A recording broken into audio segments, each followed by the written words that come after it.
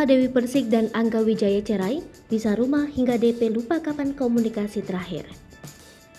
Fakta baru, kabar pedangdut Dewi Persik dan Angga Wijaya suaminya cerai. Menurut Dewi Persik, dirinya sudah pisah rumah usai Angga menggugat cerai. Ia mengakui bahwa sudah 1 bulan ini tak komunikasi dengan suaminya. Waktu Dewi Persik dan Angga Wijaya pisah rumah ini bersamaan dengan waktu gugatan yang dilayangkan Angga ke Pengadilan Agama Jakarta Selatan, yakni sekira 3 minggu lalu.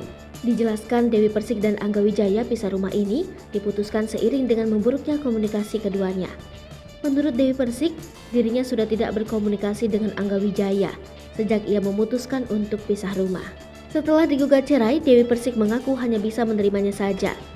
Ia merasa sudah menjalankan tugasnya sebagai istri dengan baik dan tak pernah melanggar koridor agama. Dewi Persik pun siap hadir dalam sidang perdana gugatan cerai pada 4 Juli 2022 di Pengadilan Agama Jakarta Selatan.